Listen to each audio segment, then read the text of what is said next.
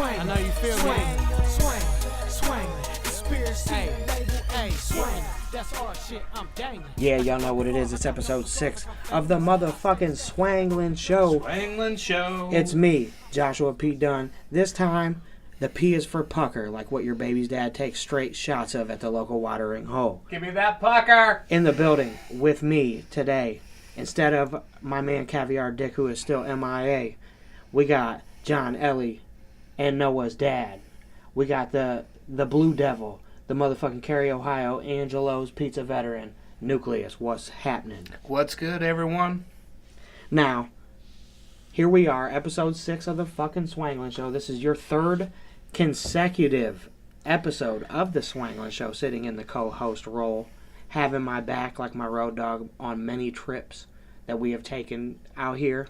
Yes. And I know that you're a Cleveland Browns fan. They're on a streak. Yes. You're on a streak. Oh, yeah. Just don't go streaking because it's fucking cold. Yeah. Don't want to catch those charges. Absolutely. The shriveled dick. Now, on this episode of the Swanglin Show, we're going to talk about and cover multiple different topics.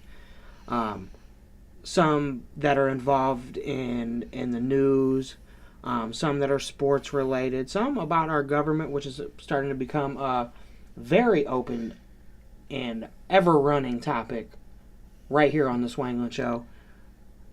Now, Nuke, let's get this popping right here. I love pro football. I love college football. But pro football, there's something about the Super Bowl. That Super Bowl win that everybody mystifies. Like it's this fucking immaculate thing. That ultimate. Vince Lombardi trophy. This year, we're talking about Super Bowl 53, which is going to be played February 3rd, 2019 at Mercedes-Benz Stadium in Atlanta, the home of the Atlanta fucking Falcons. Yep. We're going to pull out the Swanglin Show, first time ever, Super Bowl predictions. Now, as a Miami Dolphins fan, I'm an AFC advocate just in general. I'm going to go ahead and say, coming out of the AFC, in my opinion, is probably going to be the New England Patriots. Yeah. And I think that they're going to jam it out. It's going to be the epic quarterback duel.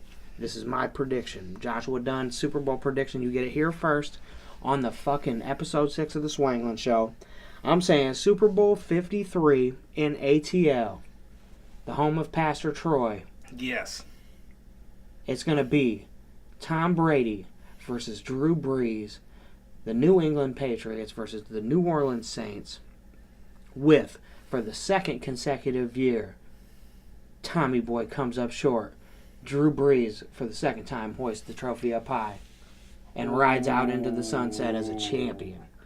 That would be nice. Yeah, I would love to see that, actually. I am a Drew Brees fan, even though he beat Ohio State in college. I always appreciated he was a great opponent.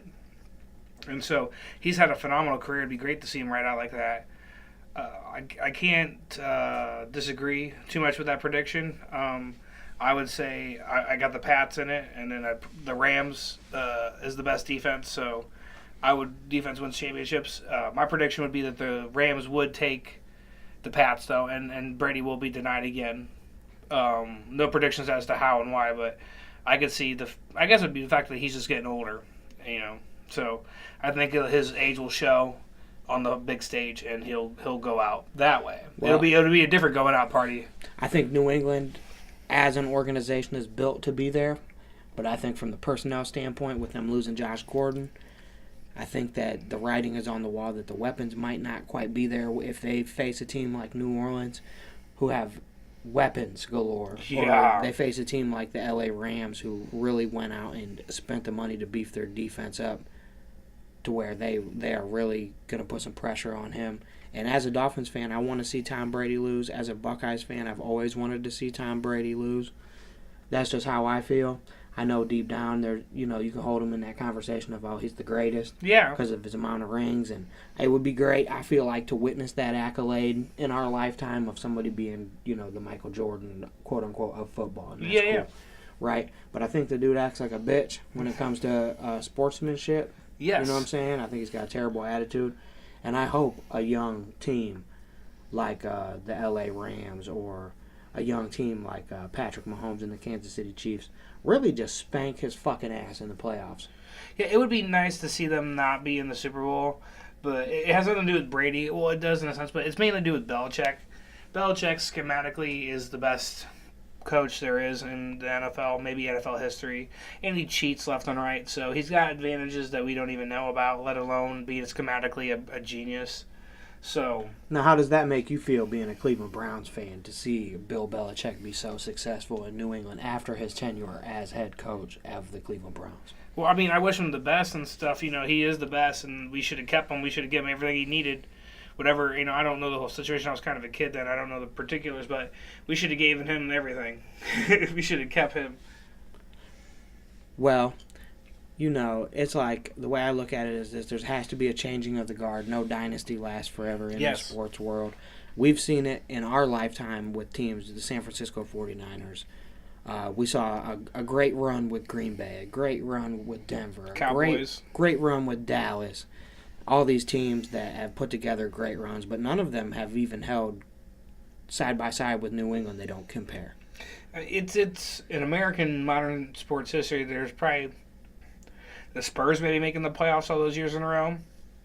I mean, who's really got something as close as what they've done making the playoffs every year, being in the thick of it in the conference championship every year? I think basically. I haven't seen much. Like I can't. It's incomparable, and it's the testament to Belichick.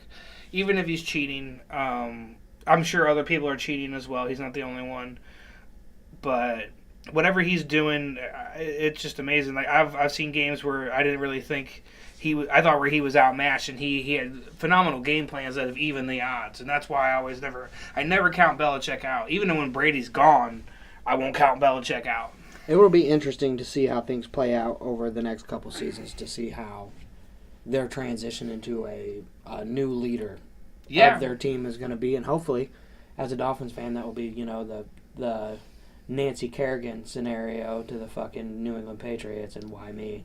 And somebody blows the fucking leg out and it's over. But I doubt that will be the case. Now, I had mentioned that, you know, I have an issue with, like, my personal preference of Tom Brady's sportsmanship. I said he acts like a bitch. You know what I'm saying? So that's going to flip us into this next subject of people acting like bitches. But it's a very uncomfortable scenario for a lot of Americans. Yeah. And it's a very hot topic in the news right now is gender equality, not just between male and female relations, but gender identity. Yeah. As far as men wanting to identify as women and women wanting to identify as men. Yeah. Now, technically, what is that described as? Transgender? Yeah. Trans. Now, this is the way I see this. Now, I don't mean to be insensitive. Sure. You know what I'm saying? But I believe that there's two genders. I believe that there's a man and a woman. Yeah. You know? I feel like if you're a man and you want to be a woman, I hope I don't offend you, but you still have a penis. You're a man. Yeah, you were might be one way or the other. That might be an abrasive approach. No, yeah, sure. And it might be insensitive. You know what I'm saying? Yeah. But I don't think of you any less of a person if you identify as a man or a shovel or a fucking cat or whatever it is that you think that you are. Yeah. But I work based upon fact. Sure. You know what I'm saying? And the fact is that if you're dangling, you're a man. Yes. Now, what's your opinion of this being such a sensitive subject in the news? Oh, yeah, for sure. It's actually crazy to even get me to talk about something like this. But, all right, so Native American cultures actually had more than two genders. Some of them had, like, some of the tribes had as many as 5 or 6 genders. Not going to go into the details too much on all of that because that is a whole other topic. But to say other cultures in previous, history have had more than just 2 genders. I personally am, I would say in a sense, blessed that I have not had to come out. I have to have these like issues, where I've had to like come out and tell my family something of this nature. I have worked with people that are trans, and I have found them to be normal as anyone else. Like, and especially in the work function of things, they were no better or worse. Actually, were very good in that capacity. I hung out with them outside of work, with mutual friends and all sorts of stuff, and consider some trans people friends. I found them to be mentally competent, because a lot of people try to use the thing that they're kind of mentally crazy or whatever. I didn't find them to be crazy. The trans friends that I've made, I have found them to be very sane people. It just they were born differently, man. They were just born, like, kind of born this way in a sense. Right, and we're not bringing up this subject, to poke or prod or, to make people feel less. We accept everybody at the Swanglin show, but that doesn't mean we're going to sleep with you.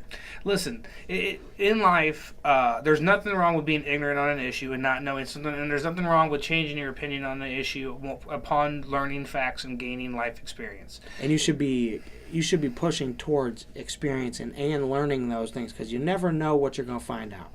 Yeah, exactly, and that's part of the reason why I became friends with these trans people that I worked. I moved to a new area, didn't have a lot of friends. I worked at a restaurant, and I became friends with everyone at the restaurant, and there happened to be several trans people on the staff there.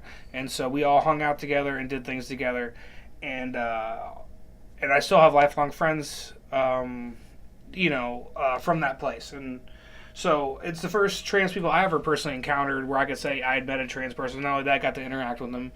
And, the whole thing with, like, surgeries and this and that. The Bruce Jenner is a big in the news. Yeah, there's people that transition and there's people that are, like, figuring that out. Honestly, as much as we're confused about it, some of these people are still figuring themselves out. And when it comes to the bathrooms, like, I don't have too much of an issue if someone goes and pisses whichever restroom. You got to go to the bathroom. Go to the bathroom. Now, a creep is a creep is a creep. There's plenty of creeps that are heterosexual, and Yeah, that's true. That's why there is a thing like rape that exists in our society. Like, there's been transgender people in our society for years that we don't know about that have used these restrooms without saying anything and just going and using them however they wished, and people have let them go. And it's becoming more and more of an issue now because of the fact that transgender people, the LGBT community, we're finding more, we're progressing as a people, and we're having more equality.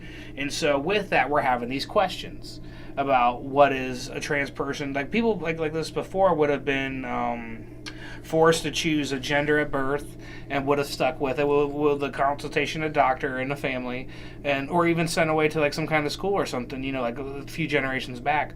So we are now, as a society, we're progressing in a lot of ways. But in one way we are is we're learning more about our fellow trans neighbors and family members and stuff, and what it is to be trans. I think it's fluid. There's people that they call it gender fluid, and I don't. But some of these people they weren't born with all of the normal things. They weren't born a white American Christian male, whatever. There's people that are born in all sorts of walks of life, and some of these people. That's easy for me to understand because I have like an anti-definitive mindset to where I don't feel like. Well, I'm very similar in that way too. Things need to be defined by. Yeah. What's the word I'm looking for? By subject or by classification type. Yeah. I don't think that it should be like, oh, this because of this or this because of this. I hate that shit. Yeah. Well, I mean, it reminds me of, like, the older we get. Like, as a kid, things are pretty black and white. But the older you get, you realize that a lot of things are gray. And I've talked about embracing challenge before, but sometimes in life you got to embrace the gray and understand that things aren't always going to be like straight down the line how they're going to be. You got to be okay with it, because if you don't, you're going to be fretting about a lot of things, which is another whole other episode. You're going to be sitting there worrying about what's black and white when you just embrace the gray and understand. There's always a clear-cut example one way or the other that will defeat your argument. Society tries to mold us in a certain way to where a lot of people's gray could be reflected upon their individuality. So if you're listening to the Swanglin show, we're not trying to dog you if you're trans. We accept you. We love you. We don't care if you're homosexual, heterosexual. We don't care about your religious credo. Yeah. We don't care about none of that shit. We support people as people on the motherfucking Swanglin show. Yeah, we love. That's a big thing I teach my kids, is loving everyone for who they are. Because a generation back, gays were hated in a way that the trans are now, and I know that they're kind of in the same community, but a gay person and a trans person are not exactly the same. I'm not going to get into those differences. You can ask a gay person or a trans person those things particularly because they can speak on those more. And that's another thing I want to talk about is I don't know everything. Jasper doesn't know anything. Joshua Dunn doesn't know anything. You don't know everything. And the moment that you realize you don't know everything, you can actually start learning something. Right, and that's your open path to enlightenment of actually knowing something, is to be open-minded, to not be judgmental, to accept people for who they are and who they want to be, because you never know, you could learn something. Speaking of learn something, on the Swanglin Show, episode 6, with me, Joshua Dunn, and my co-host, the fickle motherfucking freckle boy, Newkleus, we're going to flip it up here, and we're going to talk about change in our climate. We live in Ohio, in the Midwest, where normally we have brutal winter season that normally stretches from mid-November to mid-February, late February. Yeah. Normally we get pummeled with fucking snow. Yes, normally. We used to. Everybody right now is trying to, it seems, in the media, deflect the theory of global warming. Being that we're in this area that we're in and we see drastic weather change throughout a calendar year. We're talking about in September, we're in the fucking high 90s. Yeah. Sometimes breaking 100 degrees. And within 60 days from them, we are frigid. Yes. Now, throughout the years, we've been noticing, and I know you've been noticing this because I have. For sure. The seasons are starting later and later. Yeah. They're becoming shorter and shorter, and our weather has been extremely erratic. Now, I saw an article the other day on the internet about what is called, it was the HARP? HARP, yeah. It's, I believe that's a military base up in Alaska that's believed to work with weather manipulation. That's what you're talking about? It's it's HAARP. It is an acronym. Yeah. We don't know off the top of what that stands for because we really don't give a fuck about weather manipulation, but we do in regards to how it affects our daily lives and our environment. Yes. But do you think, from a personal standpoint, that global warming is real? And if you do believe that, what do you think is the end game here? Well, I'll say, like, global warming, climate change. I believe climate change is real, that it's man-made and affected. We pollute our waters, we pollute our air, we pollute our soil. To think that we pollute our minds, too. We pollute our minds with dirty thoughts. But it's great that you brought this subject up because it ends up being that it's foolish to think that we do not have an effect on our environment. Weather manipulation is real in a sense. I don't think it plays a huge role in the schemes of end times. Some people think it's something like that. It's a conspiracy theory. I think it is true that weather manipulation is done by governments. The Chinese government did it before when they hosted the Olympics. They talked about trying to manipulate the clouds so they wouldn't rain as much on the event so they could get more people to come out and make more money. So you can find articles on that. So governments use weather manipulation. Now, climate change in and of itself, I used to believe it was a big hoax and a conspiracy theory and screw Al Gore and all this stuff. And I have changed on it. I do believe in climate change and I have changed. And we talked about this earlier about learning facts and opening up your mind and embracing new things and not being ignorant. And at one time I felt like I was ignorant on this subject, and I did a little more factual basis on this stuff. And that's why we love to have you on the Swanglin Show. Yeah. So the main deal is we do affect our climate. Scientists now are saying we're getting to a point where it's getting to be too late. And the issue is now with Trump's policies in America, we are pulling out of the Paris Accord, which has to do with environmental change and commitments by a lot of the major nations in the world to cut back on certain forms of pollution within their countries so that we can have a situation where we're not all going to be wiped out in a few generations from global warming, where it's too hot, we can't live anymore. It's just, it's foolish to not want better air, water, and soil for your kids. I've never understood people that were against that. I believe that it's from overusage of our populace, of the natural resources that are. Oh yeah. You know, the more people that breathe the air, the less air there's going to be. The less plants there are, the less air there's going to be. Yeah, overpopulation plays into a big role. Yeah, there's a lot of contributing factors, but I believe that global warming is real. The Swanglin show believes that we need to be progressive about the way that we reform and place programs in place to preserve our natural resources in the United States and keep things, not just the United States, but on a global front. Yes. To keep this whole fucking thing rolling. And that's the other thing, too. The study just came out in the last week or two of climate change scientists saying that we are getting to a point where even planting more trees is not going to help. So we still need to plant trees, and we need to cut back. We need to start thinking things globally at certain issues. I know a lot of people in America want to think America first. However, though, we need to think Earth first in a lot of ways, or we're not going to have an America there in and of itself. We need to not shy away from the geopolitical stage, and it segues us into the next thing where we need to not pull out of things like the Paris Accord for climate change.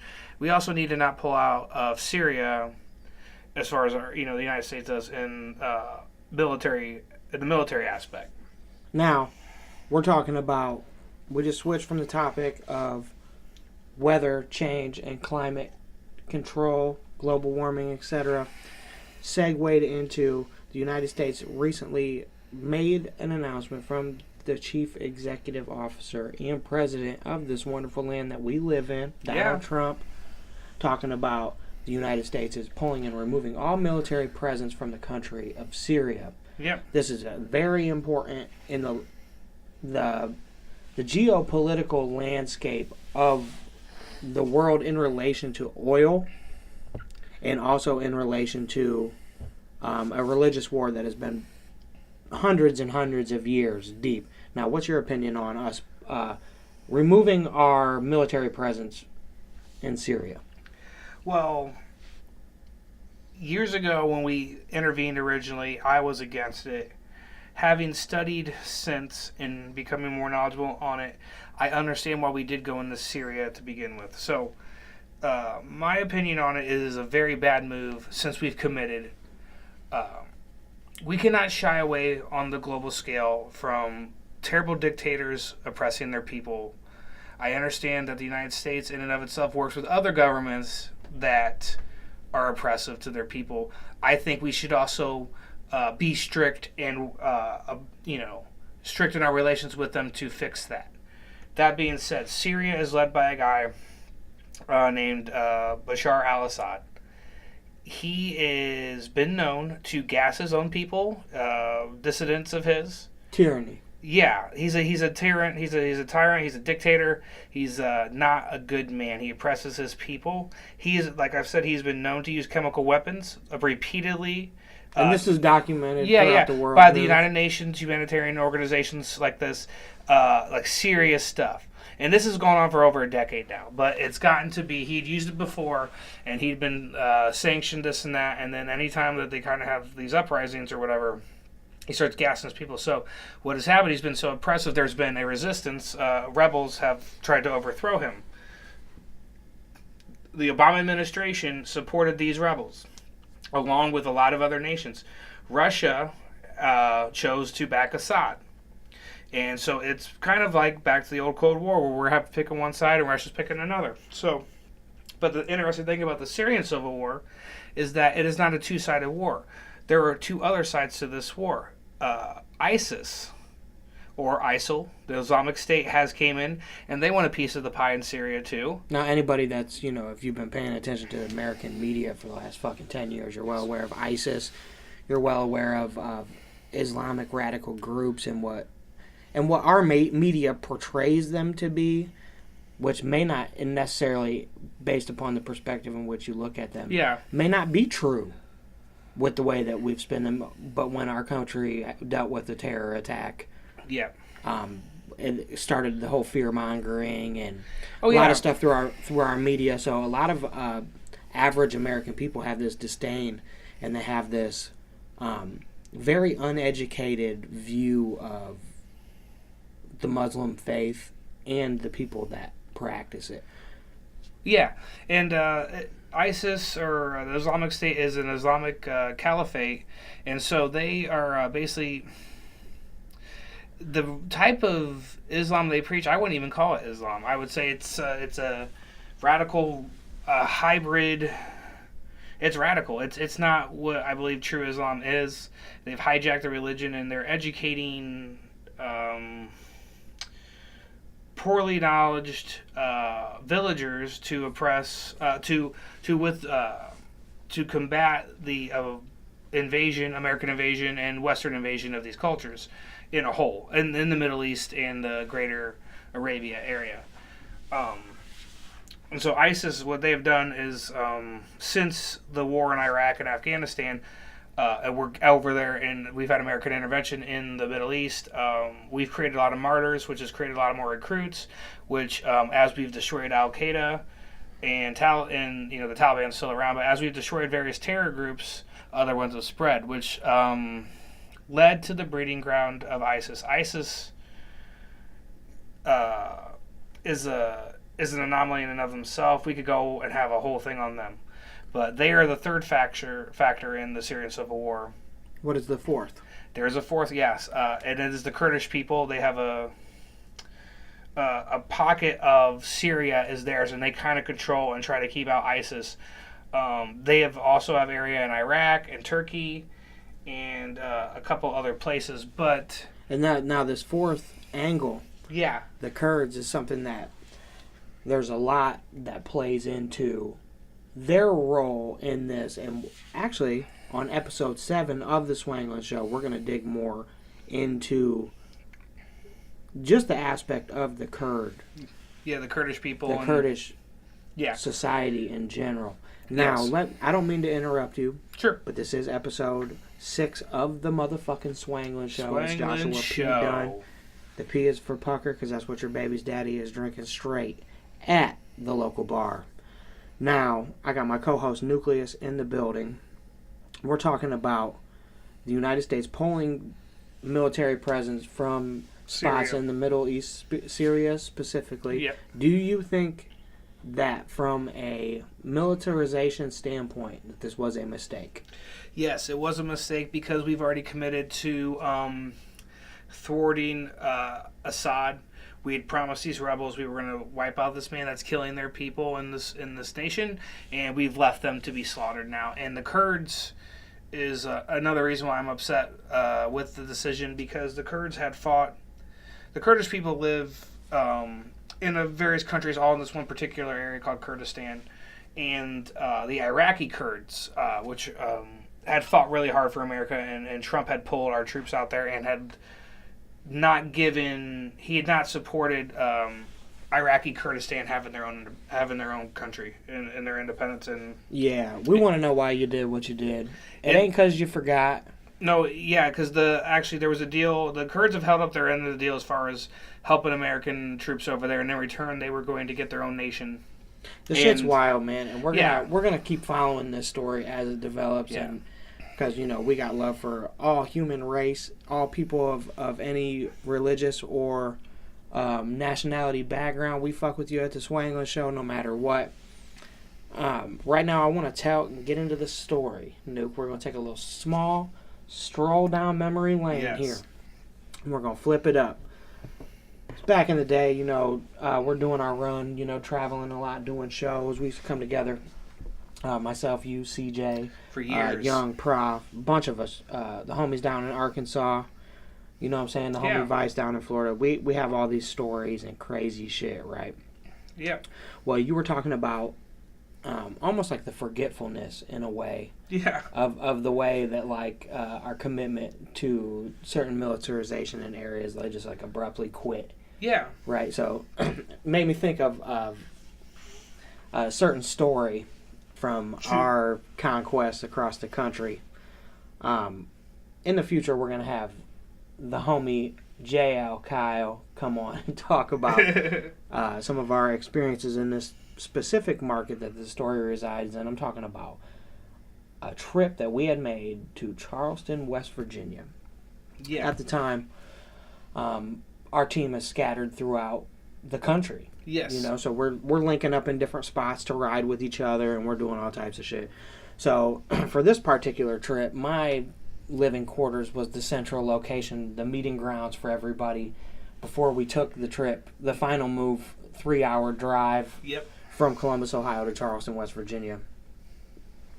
And we're going down there to do a show in Charleston, West Virginia.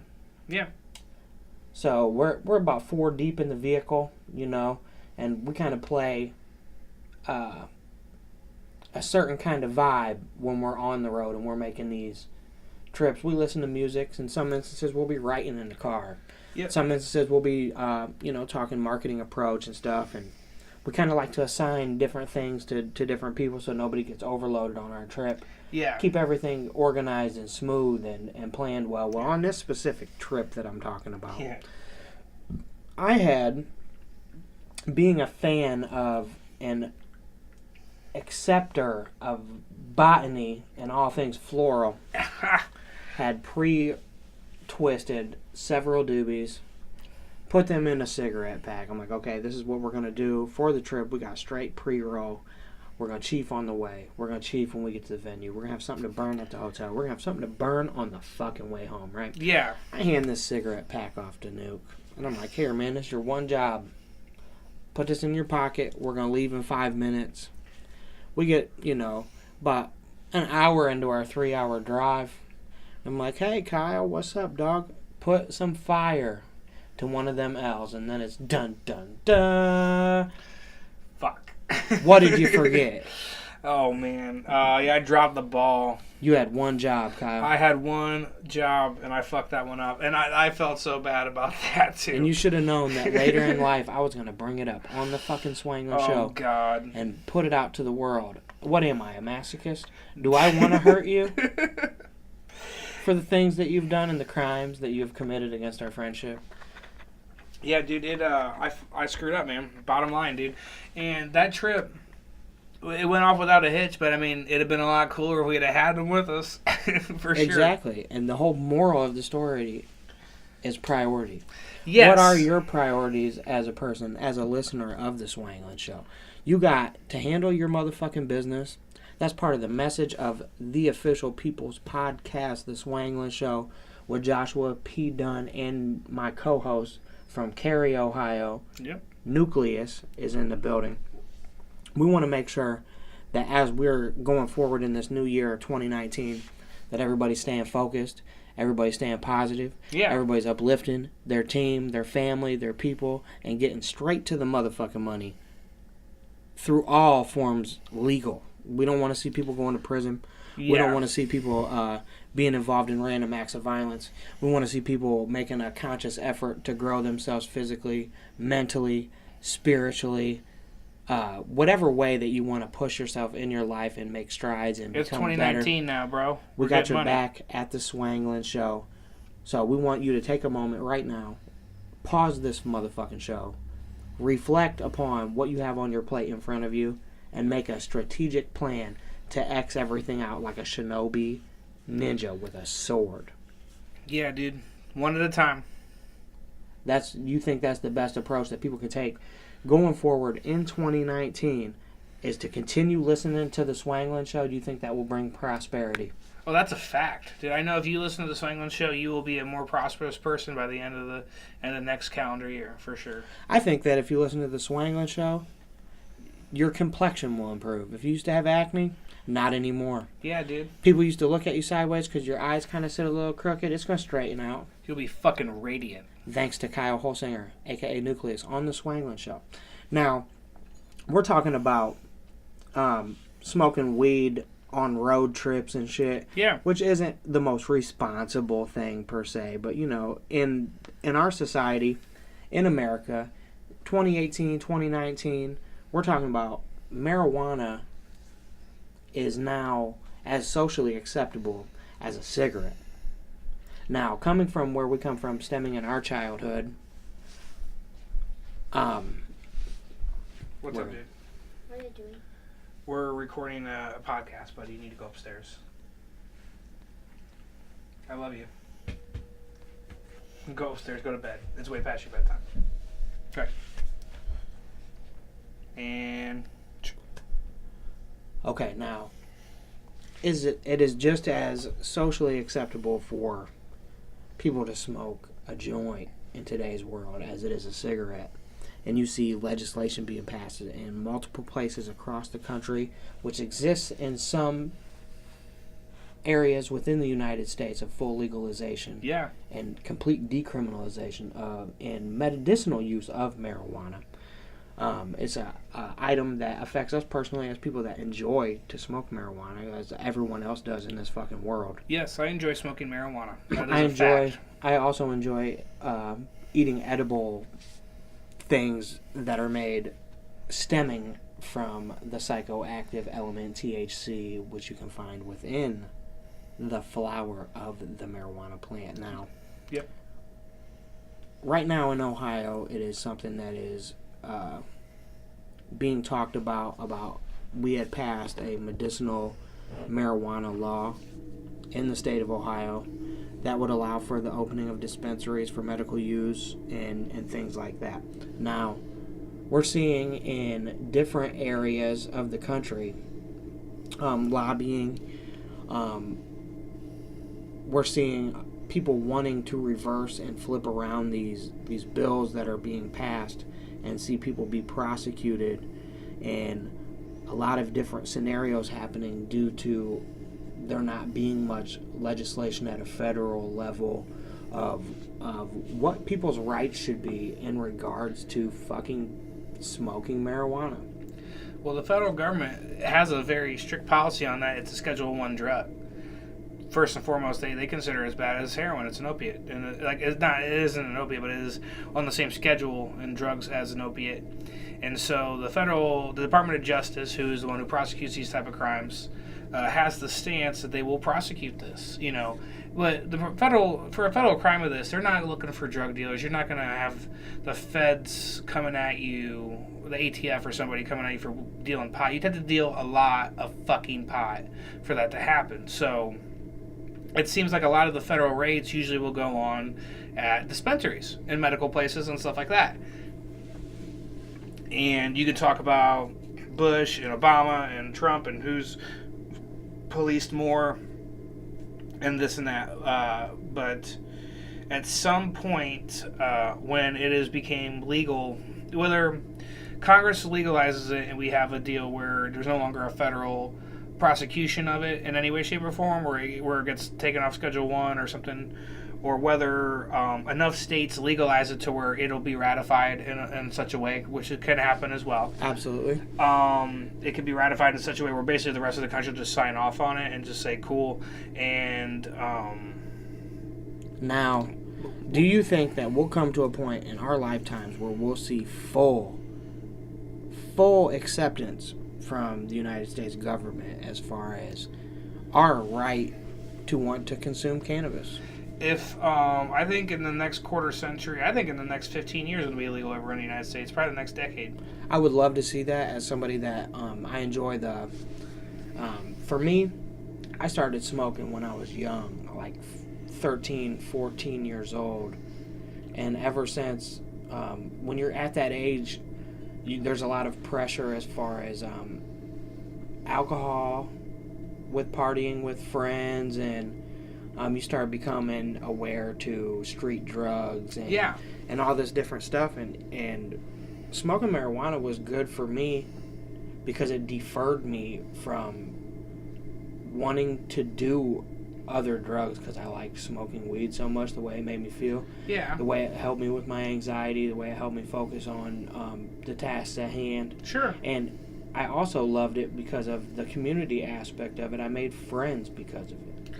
Yeah, I made friends with, now that I have a custody case, and I'm going to actually bring that up because actually my last custody hearing I actually heard a lawyer talking about marijuana cases and charges on people in regards to custody case. We'll get to that in a second. But,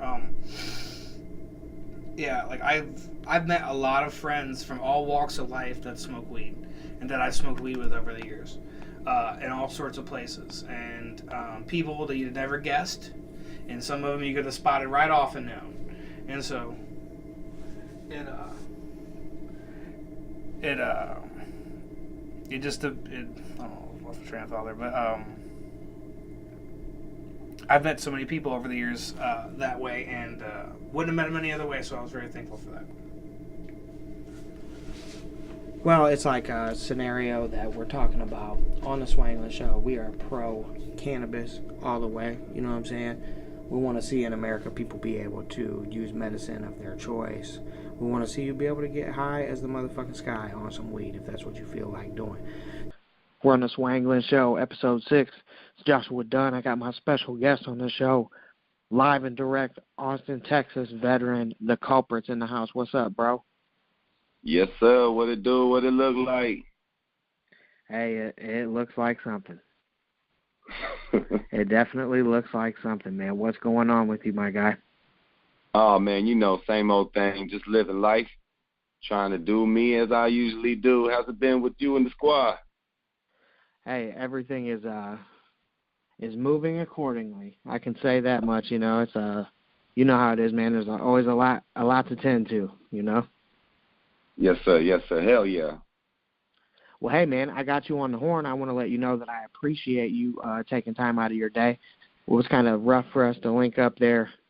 We had a couple phone tag moment type scenarios going on to make this interview happen for the People's motherfucking podcast, the Swanglin Show. And I want to let you know I appreciate you taking your time out to chop it up with me on the show.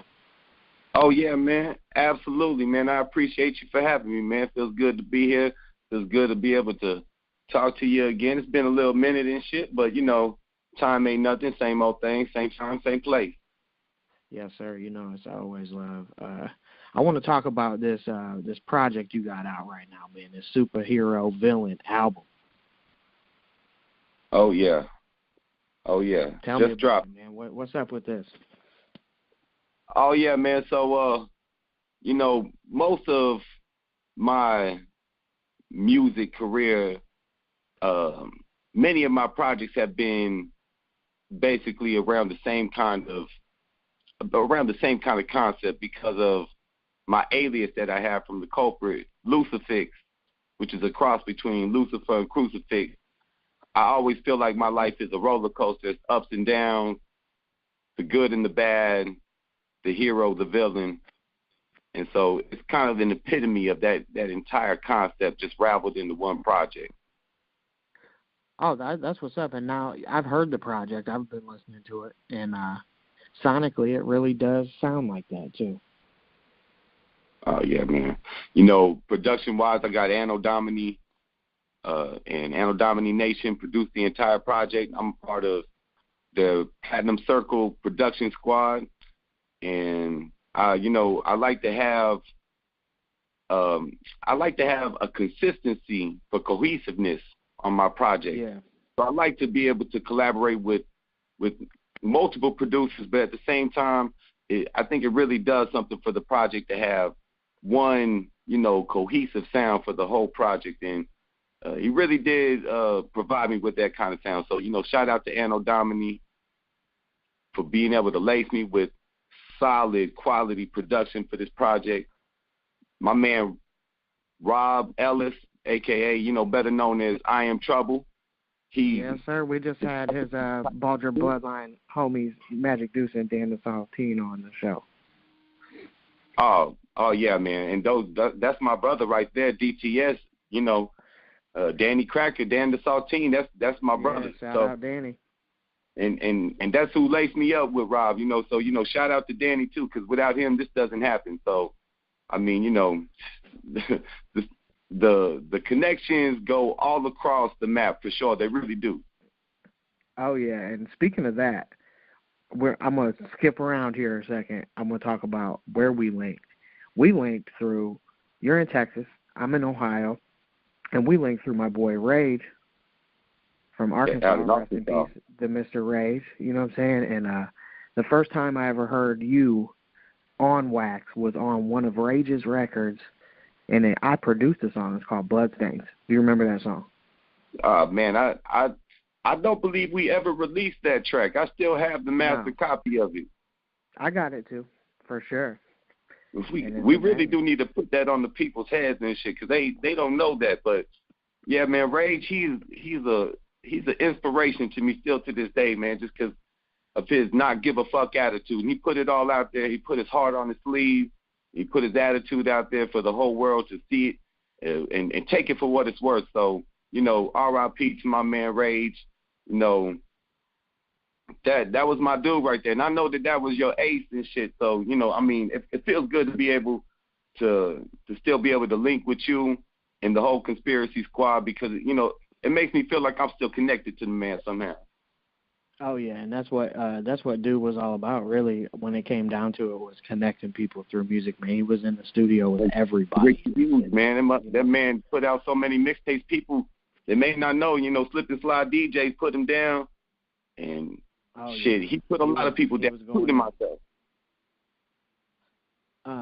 Back to the superhero villain album, you got this song on the project, this track 11 on there, called The Matrix, with Rhino and the homie Mike Trey. And this is like my favorite song on the album, man. Tell me the story of this song.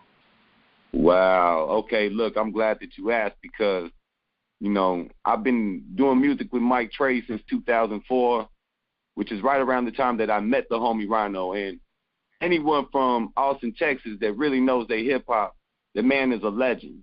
He's a legend from the city. His wordplay is undeniable. His skill is absolutely amazing. But the song itself, it really derives from, it's got a deep political aspect to it. You know, in the last 10 years, I guess there's been this movement of people saying, you know, stay woke, wake up, you know, get about the matrix. And basically what the song is referring to is, you know, so many people, they don't want to wake up. You know, they don't want to, and from all levels and shit. So I try to touch it on 3 different aspects from it, but it's really about being true to yourself and being honest with yourself and the rest of the world. You know, there's so many things that people consider being real, but as long as you're real with yourself, that's really what it all comes down to. And the government and society is going to give you this idea of what it is that you're supposed to be and live up to. And really all I'm saying in the song is, you know, we didn't come here to fight, but we ain't going to be quiet no more. We're going to speak up. We're going to be ourselves. And, you know, you can take it for what it's worth, but the skill is undeniable. The artwork is undeniable. The craft is undeniable. And so I'm just trying to get people to wake up to that. Oh, yeah, and that's the type of stuff we've been talking about on this show specifically lately, is issues with society pressing standard on people and individuality and stuff like that. And that's part of the reason why I singled out that song. That's cool that it does stem back like that. Now, Rhino and Mike Trey, yourself, you guys are putting it down in the Austin, Texas area, which is like big time known for the South by Southwest festival. When that started popping, how much did that change your guys' angle? Oh, well, you know, South by Southwest has been going on for a long time, but the landscape of it has changed over the years. I performed plenty of times during the festival. I've never been an actual signed artist that was actually billboarded on to South by Southwest, but I performed with plenty of artists that have, especially my man Pimpin' Pen and VIP Country Cousins, who once again they're legends out here as well. I backed them up for a good decade, and throughout festivals like South by Southwest and putting on Summer Jam back in 2009. I mean, honestly, the festival used to be really conducted by this man, Matt Sanzala. Shout out to Matt. who was involved in it for many years and had a great standing. But, I mean, it's really been commercialized over the years. I still appreciate it. I still got a lot of love for it. And it's about that time. It's about to come around again. And this is the city where it's been at for so many years. And there's been talk about moving it around, but it's probably not going to go nowhere. This is where it's been born. This is where the bricks have been laid for the foundation. So I don't know. You know, I love the festival. I love the great opportunities that people get, especially to network and to learn from panels. So, I mean, I don't know if it's changed anything that I've done, but it's definitely provided a lot of platforms for people and shit. So I definitely appreciate it. Well, I noticed that, like, within the last, 10 years especially, it has been extremely commercialized, and I know that it started to receive a lot of mainstream media attention, and I know that started bringing tons of outside eyes to your city, and I know what the power of something like that could be enough to pretty much put a vehicle underneath of an artist, and I think it's dope that over that span of time that, you guys have adapted to doing solo work and group work and taking all these different angles to hit your market and give them your craft in different ways, keep them on their toes, you know what I'm saying?